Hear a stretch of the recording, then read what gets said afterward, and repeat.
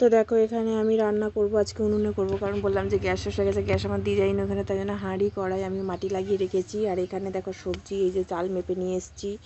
আর এখানে এই যে মাছ, আর এটা যে স্টিক আমি হচ্ছে এখানে সেট করবো ক্যামেরাটা। আর এখানে সবজি টবজিগুলো এখনও বের করতে হবে, মেয়ের ম্যাগি ট্যাগিগুলো করবো। আর দেখো এখানে জল টল মিশে সব রেডি করে রেখেছি, এবারে আমি জোগাড়জাত করবো আর রান্না বসাবো। তো চলো সাথে থাকো, দেখতে থাকো। দেখো এখানে আমি ভাত বসিয়ে দিই হাঁড়িতে। এক মুঠো চাল নিয়েছে, চাল নিয়ে কি করবে, খেলা করবে, খেলার আর জিনিস নেই।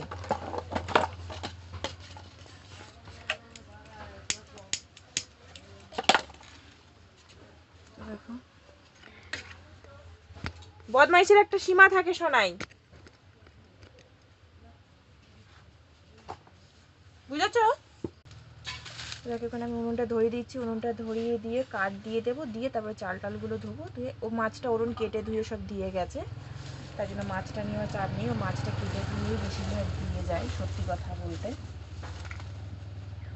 আর নাহলে কাটা থাকে, ও ঠামিও কেটে ধুয়ে রেখে দেয় ফ্রিজে। মাছটা আমার কাটতে দিতে হয় না, আর আমার তার জন্য আর ভালোও লাগে না। তো দেখো আর শুকনো শুকনো সব কাঠ, অনেকদিন বাদে উনুনে রান্না করছি। এমনি জল টল গরম হয়, কিন্তু রান্নাটা এখন করা যায় না। আগে উনুনেই করতাম দুবেলায়, কিন্তু এখন আর প্রায় 4-5 বছর মতো হয়ে গেছে উনুনে আর করি না। মানে আমি করি না, সন্ধ্যাবেলা করে আমাদের উনুনে রান্না হয়। তো চলো, তো এখানে আমি চাল দেবো, এক মুঠো চাল নিয়েছে, নিয়ে আরও খেলা করবে। দেখো খেলছে, দেখো বলেছি বলে আবার রাগ হয়েছে, মুখ লুকিয়ে রেখেছে। ওর ভিডিও সব ও অন্যায়গুলো করবে ঠিক আছে, আর ওর ভিডিও করলেই দোষ, তাই তো? তাহলে অন্যায়গুলো তুমি কেন করো? অন্যায়গুলো করার সময় ওটা কেন? অত চাল নিয়ে কেউ খেলে? তুমি ফুল ছিঁড়েছো, সবজি নিয়েছো, ঠিক আছে, চাল নিয়ে কেউ খেলে? কিছু বলা যাবে না।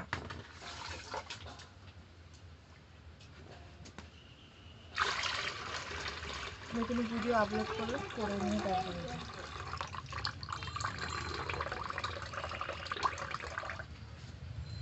তো মাছটায় আমি এখন নুন মাখিয়ে নেব, নুন হলুদটা মাখিয়ে রাখবো, চাল দিয়ে চাপিয়ে দিয়েছি। ঠিক আছে, পাপা আসুক, পাপা আসলে বলবো বাইরে কোথায় কিভাবে দোলা করে দেয় দেখি।